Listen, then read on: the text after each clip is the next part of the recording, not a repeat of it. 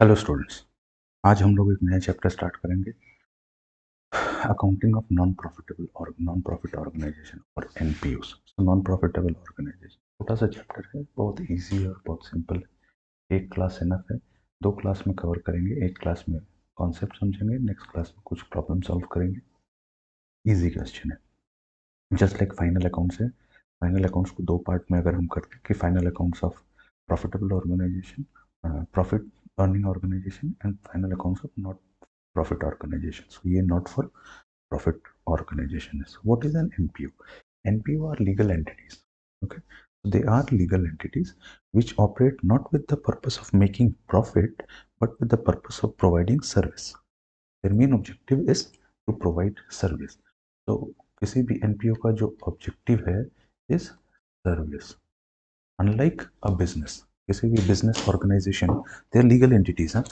Legal entities, that means they are registered with the government and they have a legal uh, position. So but instead of earning profit नहीं कमाने के, उनका objective profit कमाना नहीं है, बल्कि service provide करना है. Example of NPOs can be school, है ना, hospitals, colleges, school, hospital, colleges.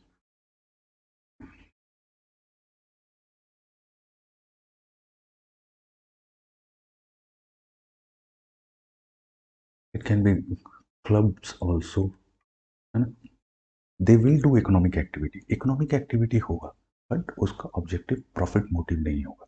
With the intention of earning profit economic activity को नहीं किया जाएगा. सो बेसिकली क्या होता है, सम लाइक माइंडेड पीपल जिनको सर्विस प्रोवाइड करना है, वो लोग एक ग्रुप और एसोसिएशन फॉर्म करते हैं. और उस एसोसिएशन और फॉर्म को जब लीगल स्टैंड, एसोसिएशन को जब लीगल रजिस्ट्रेशन होने के बाद उस उसे हम एनपीओ कह सकते हैं कि that is a non profit organization. और basic objective is to provide service. Now, even temples and all comes under this category.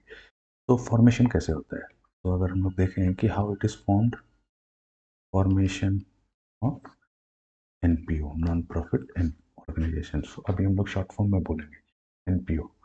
तो फॉर्मेशन सिंपल है, जब लाइक माइंडेड पीपल जो एक जैसा सोचते हैं, association of people who think of providing, whose idea is to provide service to the people, वो अपने एसोसिएशन को जब फॉर्मलाइज करते हैं तो उसे हम एनपीओ कह रहे हैं. तो वंस टाइम एनपीओ का रजिस्ट्रेशन हो गया, then what this group of people will do, सारे लाइक किसी बिजनेस एंटिटी में सोल प्रोप्राइटरशिप में सोल प्रोप्राइटर है, पार्टनरशिप में पार्टनर्स है, कंपनी में शेयर होल्डर्स हैं. एनपीओज में बेसिक स्ट्रक्चर में क्या होगा, मेंबर्स होंगे. Now, these members, all members are treated equal. ये सारे मेंबर मिलके जो फर्म, जो ऑर्गेनाइजेशन होगा, उसका कॉन्स्टिट्यूशन ड्राफ्ट करेंगे. जस्ट लाइक किसी बिजनेस में आर्टिकल ऑफ एसोसिएशन और मेमोरेंडम ऑफ एसोसिएशन किसी कंपनी में होता है, तो ये सारे मेंबर्स मिलके, लेट्स से एक क्लब है, ओके, जिसकी हम बात कर रहे हैं, तो क्लब्स में बहुत सारे मेंबर होंगे. वो सारे मेंबर मिलके क्लब का कॉन्स्टिट्यूशन डिसाइड करेंगे at the time of formation, जब क्लब बन रहा होगा. ठीक है, जब किसी भी ऑर्गेनाइजेशन का कॉन्स्टिट्यूशन होगा, है ना, बाई लॉस तो होगा. हर कोई अपनी मर्जी से तो काम कर नहीं सकता है. So there is a standard way in which that organisation will work. So उसके लिए क्या होगा, बाई लॉस या कॉन्स्टिट्यूशन बनाया जाएगा, which every member has to follow and have to abide by the whatever is written in the constitution. तो basically constitution में क्या लिखा रह सकता है, बेसिक पर्पस क्या है जिसके लिए कि ये एनपीओ फॉर्म किया गया है ना. बेसिक पर्पस, जैसे बिजनेस का बेसिक ऑब्जेक्टिव है, तो एनपीओ का बेसिक ऑब्जेक्टिव क्या है, एजुकेशनल इंस्टीट्यूशन है, या स्पोर्ट्स में है, या मेडिकल फील्ड में है, किसी मेडिकल एड प्रोवाइड करने के लिए ऑर्गेनाइजेशन है, या किसी अदर चैरिटेबल पर्पस के लिए है. तो कॉन्स्टिट्यूशन में ये डिफाइन किया जाएगा मेंबर्स कौन कौन होंगे, कौन कौन मेंबर्स हैं, फाउंडिंग मेंबर्स कौन कौन है, उनका क्वालिफिकेशन क्या है, वो कब ज्वाइन कर रहे हैं, उनका मैं ज्वाइनिंग, जब एक मेंबर ज्वाइन करेगा तो उसे क्या क्या पेमेंट करना पड़ेगा, means in the form of admission charges, annual subscription क्या होगा. उसके बाद what are the various committees जो कि उस ग्रुप में फॉर्म होगा, है ना. हो सकता है कि एक कमिटी, देर में भी मल्टीपल कमिटीज, छोटे छोटे 3-4 मेंबर का एक कमेटी बनाया जाएगा जो अलग अलग एरिया में काम करेगा. तो हर कमेटी का रोल क्या होगा, हर कमेटी में कितने मेंबर होंगे, देन फाइनेंशियल रिकॉर्ड्स कैसे मेंटेन होगा, who will be responsible for it, अगर पेमेंट करना है तो चेक साइन कौन करेगा, मेंबर्स से पैसा कलेक्शन कौन करेगा, ये सारी चीज़ें कॉन्स्टिट्यूशन में डिफाइन होगा। मीटिंग कितने कितने मेंबर्स की मीटिंग कितने दिनों पे होगी, कौन हेड करेगा, तो day to day decision making कैसे होगा, ये सारी चीज़ों को कॉन्स्टिट्यूशन में लिख के फॉर्मलाइज किया जाएगा, जो सारे मेंबर उसको फॉलो करेंगे ना। सो डे टू डे ऑपरेशन उसी के हिसाब से चलेगा। Now once one there may be multiple committees, but एक कमेटी जो सबसे इंपॉर्टेंट होगा वो है managing committee.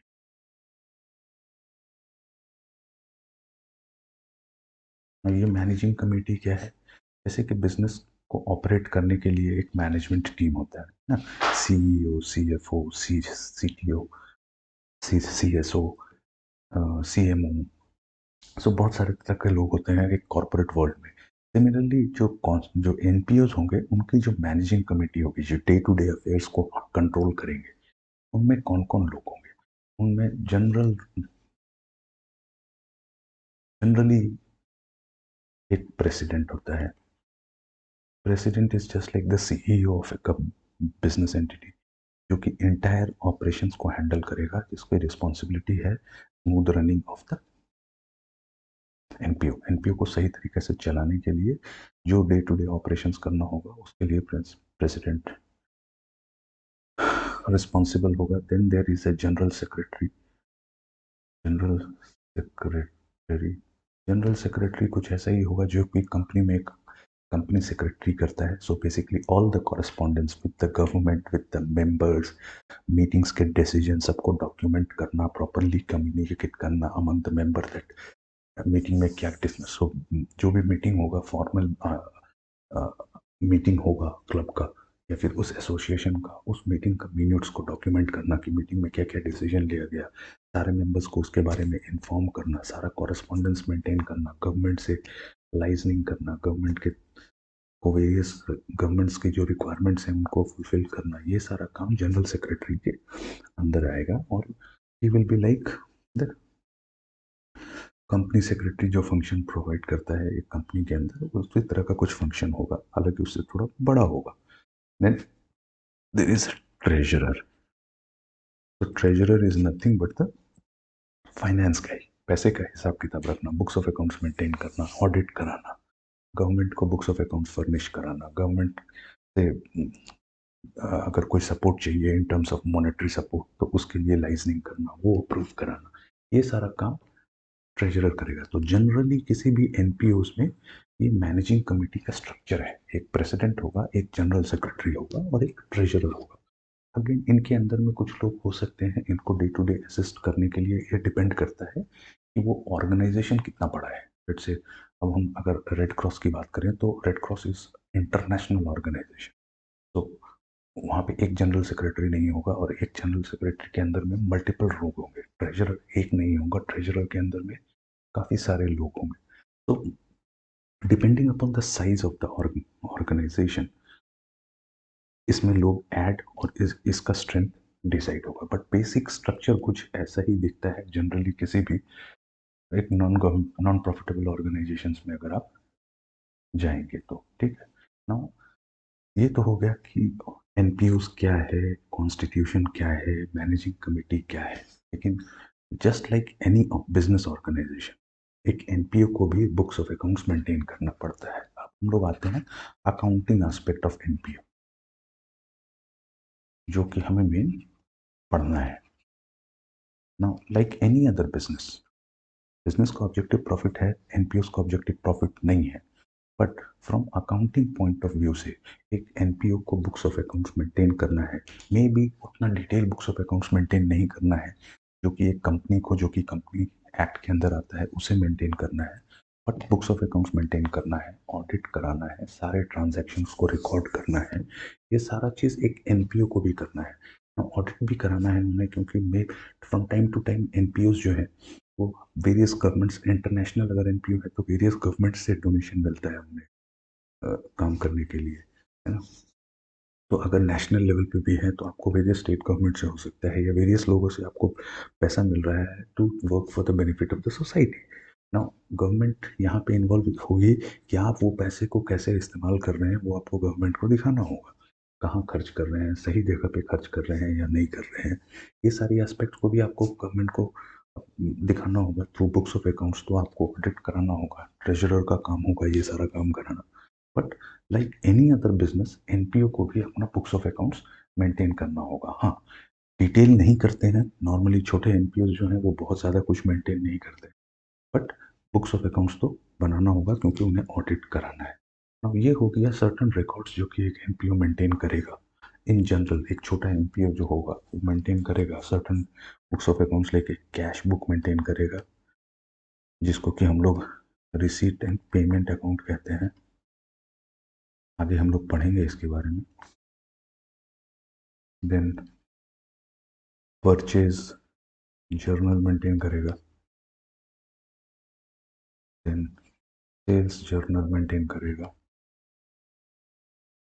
Then general journal maintain करेगा, जेवी रिकॉर्ड करेगा, है ना। सर्टेन जो एनपीओ होंगे वो फिक्स्ड एसेट्स के भी अकाउंट्स मेंटेन करेंगे। तो ये बेसिक सर्टेन अकाउंट्स है जो ये लोग मेंटेन करेंगे। अपार्ट फ्रॉम अकाउंटिंग रिकॉर्ड्स, ये तो हो गया accounting records.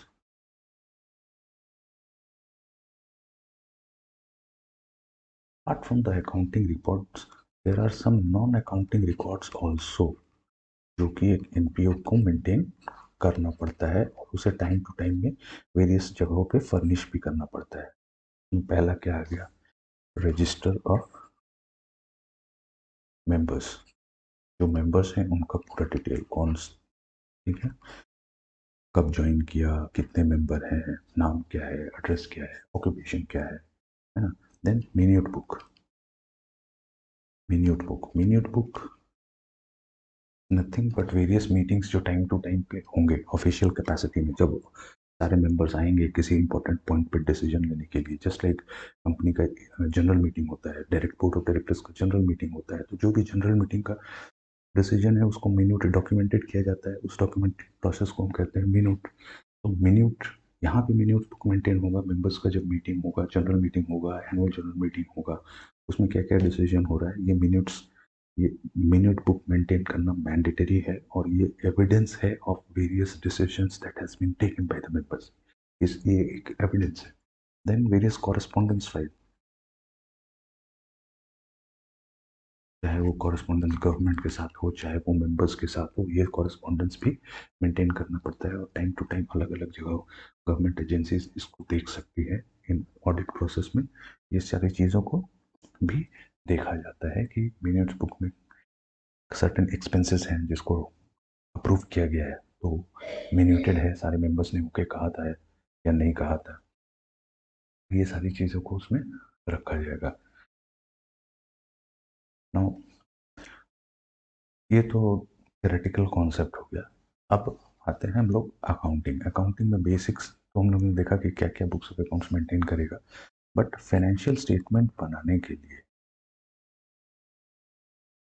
Financial statement means in case of a business which exists, business entity which is there to with the objective of making profit, है ना। कमर्शियल ऑर्गेनाइजेशन के respect में हम लोग फाइनेंशियल स्टेटमेंट क्या कहते हैं, ट्रेडिंग एंड पीएनएल अकाउंट, है ना। दूसरा बैलेंस शीट, ठीक है। नाउ अभी हम लोग फाइनेंशियल स्टेटमेंट को लिमिट करते हैं यहीं तक। आगे आप लोग पढ़ेंगे कि फाइनेंशियल स्टेटमेंट में 5 चीज़ें इंक्लूड होती हैं, तो वो बाद की चीज़ है। एक एनपीओ के लिए हम लोग यहीं तक देखते हैं कि एनपीओ के लिए basic financial, not NPO, basic financial statement हम लोग अभी तक ये जानते हैं। लेकिन NPO, trading and PNL account तो एनपीओ मेंटेन नहीं करेगा क्योंकि वो प्रॉफिट ऑब्जेक्टिव है ही नहीं। तो एनपीओ क्या मेंटेन करेगा, तो एनपीओ मेंटेन करेगा, बनाएगा income and expenditure account. It is nothing but PNL account, trading and PNL. Balance sheet तो बैलेंस शीट है ना। और तीसरा एक इम्पॉर्टेंट अकाउंट है, जैसे जो कैश अकाउंट जिसको हम लोगों ने कहा रिसीट एंड पेमेंट अकाउंट। तो एक एक करके हम लोग देखेंगे कि क्या है। पहले देखते हैं रिसीट एंड पेमेंट अकाउंट। ठीक है, तो रिसीट एंड पेमेंट अकाउंट कैसा दिखता है?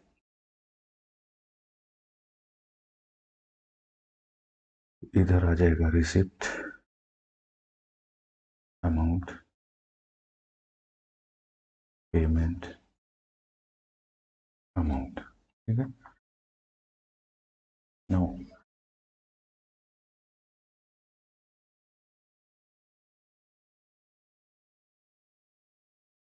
ये nothing but cash account, cash book है। सिंपल टर्म्स में हम लोग इसे इसे कैश बुक जानते हैं। अभी तक हम लोग जो पढ़ते आए हैं उसमें ये कैश बुक है, और इसमें और कैश बुक में जिस तरह से एंट्री होता है सब कुछ सेम होगा। जितना भी पैसा एनपीओ में आएगा वो सारा डेबिट साइड में जाएगा, है ना। चाहे वो मेंबर्स जो भी इनकम हो गया, जो भी पैसा आया, या तो आउटस्टैंडिंग पैसा आया या इनकम पैसा आया, जो भी आया वो डेबिट साइड में, जो पेमेंट हुआ वो क्रेडिट साइड में। जब आप देखेंगे आगे जाके, जब ट्रांजैक्शन देखेंगे, तो जो भी रिसीट होगा, जो एनपीओस में पैसा आएगा उसका नेचर दो ही होगा। या तो वो रेवेन्यू रिसीट है, मान लीजिए कि क्लब है तो क्लब के लिए रेवेन्यू रिसीट क्या होगा? मेंबर्स का सब्सक्रिप्शन, एनुअल सब्सक्रिप्शन जो हर साल मेंबरशिप सब्सक्रिप्शन देंगे वो होगा। लेट्स से क्लब में एक बार है या रेस्टोरेंट है, वो रेस्टोरेंट में जो कमाई हो रहा है वो रेवेन्यू रिसीट हो गया, है ना। उसी तरह से और भी तरह के रिसीट हो सकते हैं जो या फिर क्लब में न्यूज़पेपर था, स्क्रैप न्यूज़पेपर बेचा उससे पैसा आया। तो जो भी रिसीट होगा वो दो ही तरह का होगा, या तो वो रेवेन्यू रिसीट होगा या तो वो कैपिटल रिसीट होगा। कैपिटल रिसीट क्या हो गया? कैपिटल रिसीट हो गया कि एडमिशन फी हो गया या लाइफ मेंबरशिप फी। क्लब में आप ज्वाइन कर रहे हैं तो मेंबर्स को लाइफ मेंबरशिप फी पे करना है, जो कि एक ही बार पे करना हो। या फिर एडमिशन ले रहे हैं तो वन टाइम पे करना होगा। या किसी मेंबर ने वन टाइम डोनेशन दिया कि मैं मेंबर तो हूँ, मेंबरशिप फी में पे करूंगा, लेकिन एक मेरे तरफ से 1 लाख रुपए का डोनेशन है क्लब को। अब ये सारी चीज़ें कैपिटल नेचर की हो सकती हैं। तो जो भी रिसीट होगा वो दो ही होगा, या तो रिसीट रेवेन्यू नेचर का होगा या कैपिटल नेचर का होगा। सिमिलरली जो पेमेंट होगा वो भी या तो रेवेन्यू नेचर का होगा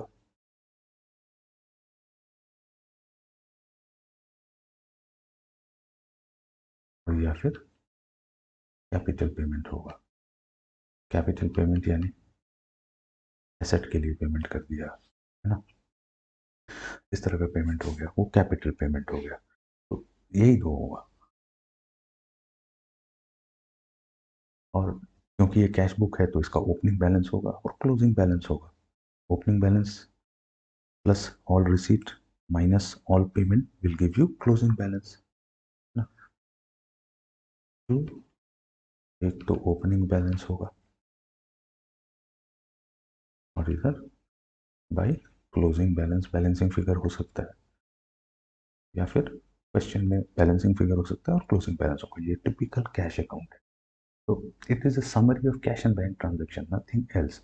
ऑल रिसीट चाहे कैपिटल हो चाहे रेवेन्यू हो डेबिट साइड में जाएगा, लेफ्ट हैंड साइड में जाएगा, और ऑल पेमेंट को हम क्रेडिट साइड में डालेंगे। ओपनिंग बैलेंस होगा और एंड होगा क्लोजिंग बैलेंस के साथ।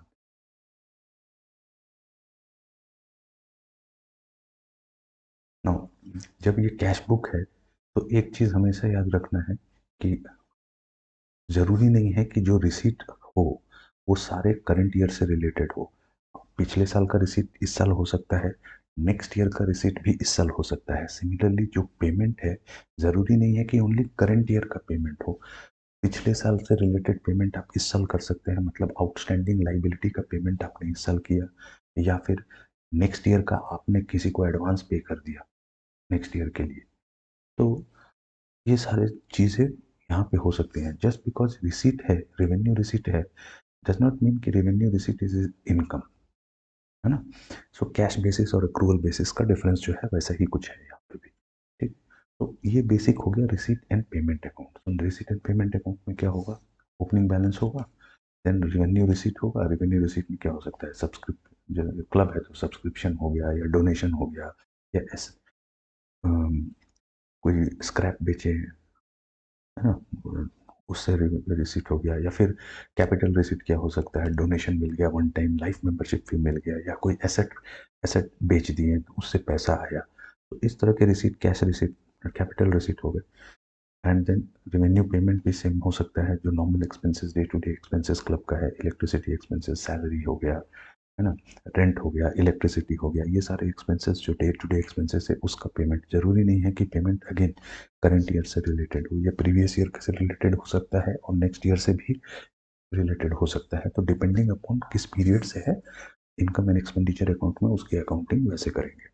सिमिलरली कैपिटल पेमेंट भी हो सकता है, आपने एसेट खरीदने के लिए कुछ पेमेंट कर दिया, है ना, चाहे कहीं पैसा इन्वेस्ट कर दिया, बैंक में डिपॉजिट कर दिया, तो एज एज फिक्स डिपॉजिट, या फिर आपने कोई बॉन्ड ले लिया, तो कैपिटल पेमेंट हो गया है। Now why we segregate receipt और पेमेंट? रिसीट और पेमेंट को हम लोग ये रेवेन्यू और कैपिटल में क्यों सेग्रीगेट कर रहे हैं, ये हमें देखना है आगे नेक्स्ट स्टेप में, जब हम इस एनपीओ का प्रॉफिट एंड लॉस अकाउंट बनाएंगे। NPO profit and loss account तो बनाती नहीं है, वो क्या बनाती है, इनकम एंड एक्सपेंडिचर अकाउंट। इसमें इनकम इधर आ गया, एक्सपेंडिचर इधर आ गया ना।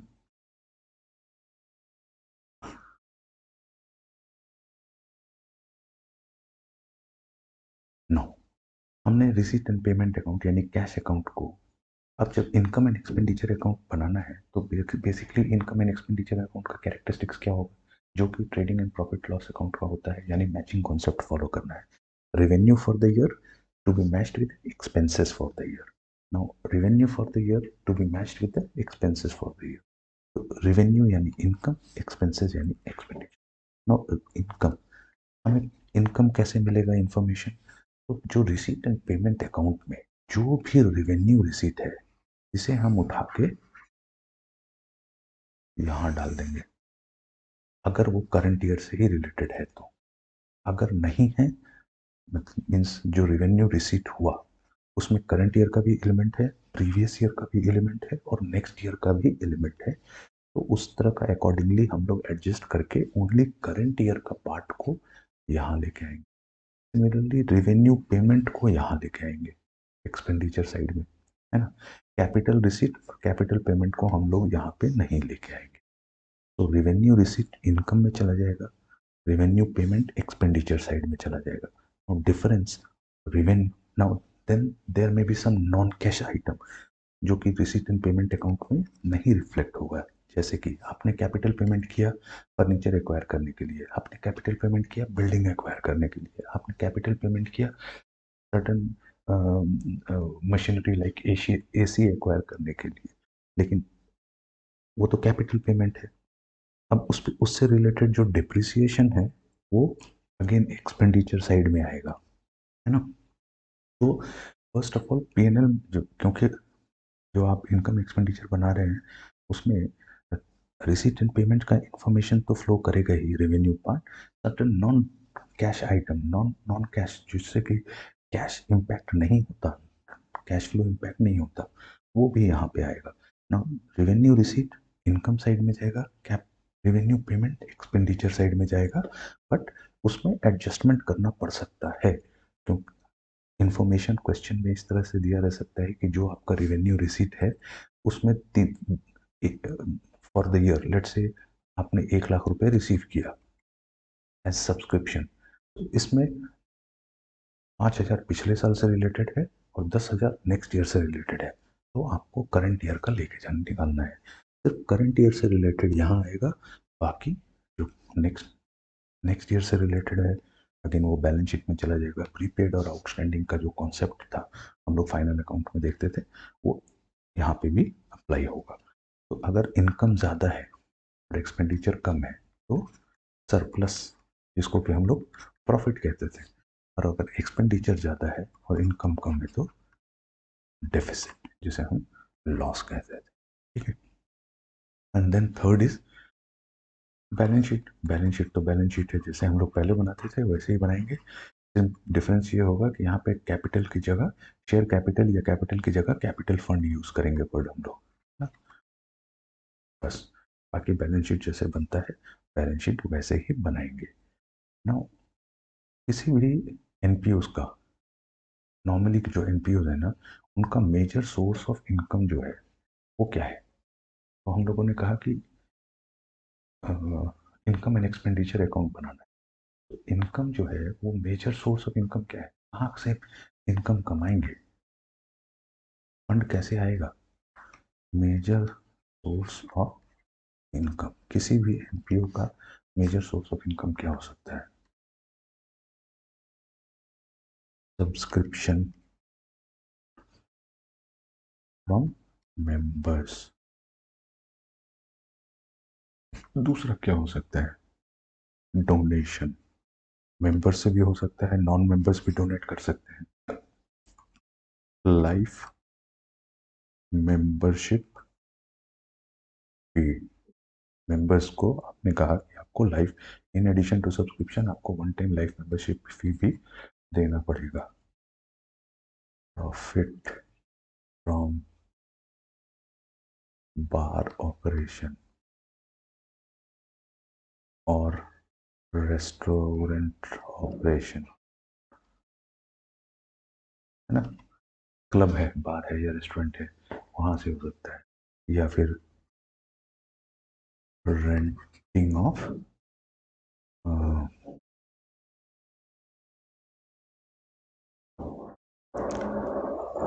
क्या बोलेंगे, renting of renting of NPO property और सोशल इवेंट्स, है ना। लाइक डिनर के लिए दे दिया या फिर ऐसा कुछ पे रेंट कर दिया। और दूसरा इंटरेस्ट ऑन इन्वेस्टमेंट, जो पैसा आता है उसको इन्वेस्ट करेगा, इन्वेस्ट शेयर बाजार में नहीं करेगा, वो फिक्स्ड इनकम सिक्योरिटी में करेगा जहाँ रिस्क वेरी लो हो। So major source of income यही है। एक्सपेंसेस तो नॉर्मल है किसी बिजनेस की तरह ही, यहाँ भी एक्सपेंसेस होगा, ठीक है। लाइक इलेक्ट्रिसिटी, लोग होंगे तो उनको सैलरी देना होगा, टेलीफोन बिल आएगा, प्रिंटिंग का बिल आएगा, ये सारी चीजें होंगी। अब हम लोग एक एक करके देखते हैं कि इनका अकाउंटिंग ट्रीटमेंट क्या करेंगे सर, ठीक है। पहला हम लोग देखते हैं सब्सक्रिप्शन। ना सब्सक्रिप्शन क्या है, सब्सक्रिप्शन किसी भी एनपीओ का सबसे मेजर सोर्स ऑफ रेवेन्यू है जिससे कि उसको फंड मिलता है अपने डे टू डे ऑपरेशंस।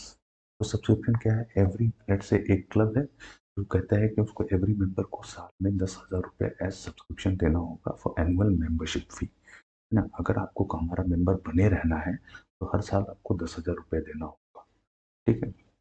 सो ये हो गया उसका सब्सक्रिप्शन। सब्सक्रिप्शन से रिलेटेड एडजस्टमेंट क्वेश्चन में रहेगा ही रहेगा। अगर आपको एनपीओ से क्वेश्चन आ रहा है तो उसमें सब्सक्रिप्शन से रिलेटेड इंफॉर्मेशन तो रहना ही रहना है। तो एडजस्टमेंट क्या हो सकता है, तो सब्सक्रिप्शन रिलेटेड बेसिकली चार तरह का एडजस्टमेंट हो सकता है। लेट्स से ये लास्ट ईयर और ये करंट ईयर, तो एक इंफॉर्मेशन क्या होगा, सब्सक्रिप्शन रिसीव्ड, नहीं इसको ऐसे नहीं देखते,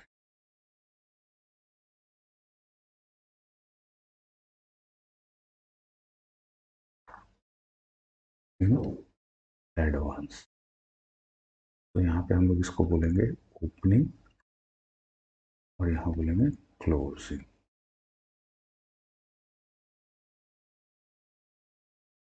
ठीक है।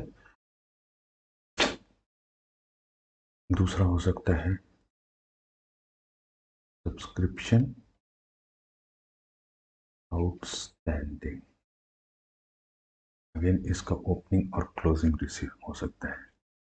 एंड देन इंफॉर्मेशन क्या आपको दिया रहेगा, subscription received. So let's say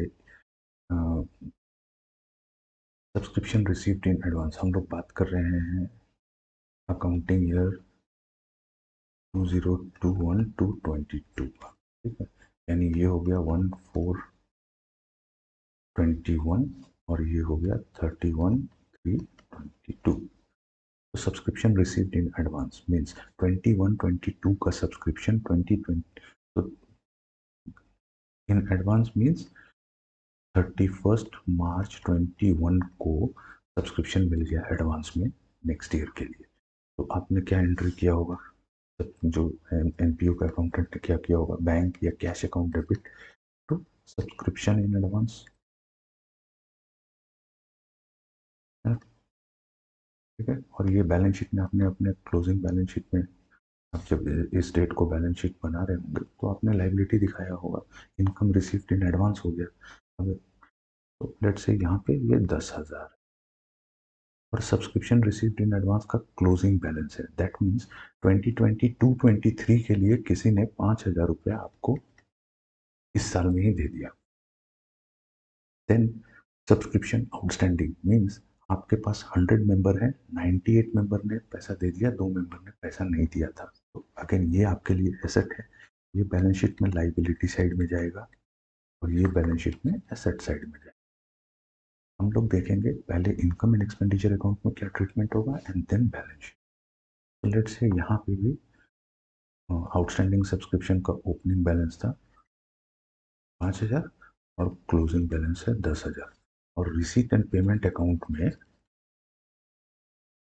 जो इंफॉर्मेशन है उसमें रिसीट साइड में दिया हुआ है कि 1,00,000 रुपए सब्सक्रिप्शन मिला ड्यूरिंग द ईयर 2021-2022 में, ठीक है। तो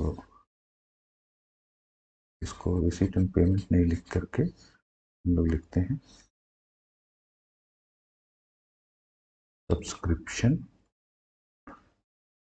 रिसीव्ड। तो ये एग्जाम में जो आपसे क्वेश्चन आएगा वो दो फॉर्म में हो सकता है, या तो आपको स्टेटमेंट के फॉर्म में निकालने के लिए कहा जाएगा या तो कहेगा कि सब्सक्रिप्शन अकाउंट बनाइए। नाउ इस पे सेपरेट क्वेश्चन भी आ सकता है या फिर एक complete income and expenditure account बनाना है और बैलेंस शीट बनाना है, उसमें ये एडजस्टमेंट रह सकता है, बट सब्सक्रिप्शन का एडजस्टमेंट तो रहेगा ही। तो पहले हम लोग देखते हैं कि अगर हम इसे स्टेटमेंट के फॉर्म में बनाए तो कैसे बनाएंगे।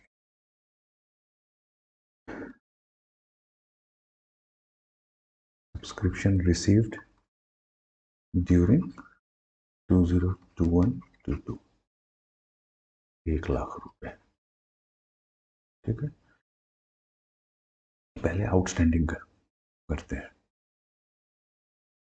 ये क्लोजिंग आउटस्टैंडिंग है, दैट मीन्स कुछ ऐसे मेंबर थे जिनको सब्सक्रिप्शन उनका ड्यू हो गया 31 मार्च को लेकिन उन्होंने नहीं दिया, तो आपने क्या एंट्री किया होगा अपने बुक्स में, outstanding subscription to subscription, outstanding subscription आपने, सब्सक्रिप्शन आपके लिए इनकम है तो अक्रूड इनकम का आपने एंट्री किया होगा, तो सब्सक्रिप्शन में ये ऐड होना चाहिए, इतना सब्सक्रिप्शन जो 1,00,000 मिला इसमें ये ऐड नहीं है, ये भी आप ऐड करेंगे तो आपका इनकम आएगा। तो outstanding subscription closing balance of outstanding subscription हम ऐड कर देंगे, ठीक है। अब ये ओपनिंग का क्या हुआ होगा, ये ओपनिंग मुझे मिल गया तभी तो नेट मेरे पास क्लोजिंग में 10,000 ही बचा है ना। हो सकता है कि ये 5,000 भी हो, मुझे नहीं पता, लेकिन ओपनिंग ये माना जाएगा कि ओपनिंग का पैसा 1,00,000 में मिल गया और क्लोजिंग 10,000 नहीं मिला। तो ये ओपनिंग क्या है, ये ओपनिंग लास्ट ईयर में किसी ने नहीं दिया था, यानी इस साल जो मिला 5,000 मुझे, ये 5,000 मुझे इस साल मिल गया, लेकिन ये क्या इस साल से रिलेटेड था, नहीं, ये लास्ट ईयर का सब्सक्रिप्शन था। तो इस ईयर का सब्सक्रिप्शन निकालने के लिए ये अमाउंट माइनस करना होगा, ये क्लोजिंग हो गया और ये आउटस्टैंडिंग सब्सक्रिप्शन ओपनिंग हो गया, है ना। ये 5,000, तो ये 10,000 यहाँ आ गया, ये 5,000 यहाँ चला जाएगा, ये 5,000 आप लेस कर दो, ठीक है। अब हम देखते हैं कि प्रीपेड का क्या है ना, पहले क्लोजिंग प्रीपेड देखते हैं। किसी ने 5,000 कुछ मेंबर्स ऐसे थे जिन्होंने 2022-23 का सब्सक्रिप्शन 21-22 में ही दे दिया 5,000। तो उसको आप इस 21-22 का इनकम मान सकते हैं क्या? नहीं मान सकते, तो आप माइनस करेंगे। तो माइनस एडवांस सब्सक्रिप्शन,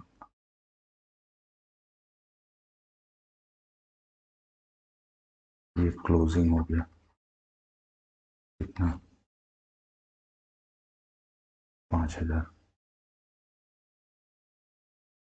सिमिलरली कुछ मेंबर्स ने क्या किया था, 2020-21 में 31 मार्च को आपको 10,000 रुपये करंट ईयर से रिलेटेड पहले ही दे दिया था।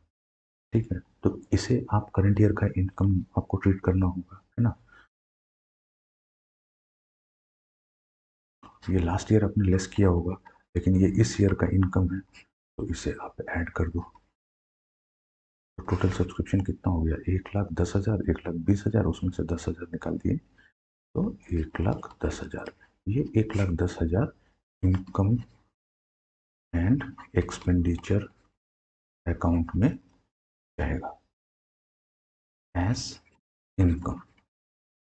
ये आपका इनकम हो गया, ठीक है, यानी कि इनकम एंड एक्सपेंडिचर के क्रेडिट साइड में जाएगा। अभी सेम इसी को अगर हम एक सब्सक्रिप्शन अकाउंट बना के देखें, तो सब्सक्रिप्शन अकाउंट नॉमिनल अकाउंट है, इनकम नेचर है इसका डेबिट, इधर credit, particulars amount, particulars amount. जब आपको पैसा मिला तो आपने क्या एंट्री किया? बैंक टू सब्सक्रिप्शन, यानी बाई बैंक। कितना मिला आपको? 1,00,000 मिला। सिमिलरली जो आउटस्टैंडिंग सब्सक्रिप्शन है, यानी कि ये 10,000, इसके लिए आपने क्या एंट्री किया होगा? आउटस्टैंडिंग सब्सक्रिप्शन टू सब्सक्रिप्शन, तो बाई आउटस्टैंडिंग सब्सक्रिप्शन, है ना, 10,000 ऐड कर दिए होंगे। सिमिलरली जो प्रीपेड सब्सक्रिप्शन रहा हो ना, 10,000, जो कि ओपनिंग प्रीपेड लास्ट ईयर में इस ईयर से रिलेटेड किसी ने प्रीपेड मुझे दे दिया, जब मुझे मिला होगा तो मैंने क्या किया होगा? Bank to subscription in advance. अब करंट ईयर में क्या करूंगा? Subscription in advance to subscription, तो यहाँ by advance subscription opening, again 10,000, इधर to outstanding subscription opening 5,000 to advance subscription closing, है ना, प्रीपेड 5,000। तो जो बैलेंस बचा to income and expenditure account 1,10,000, ये बैलेंसिंग फिगर हो गया।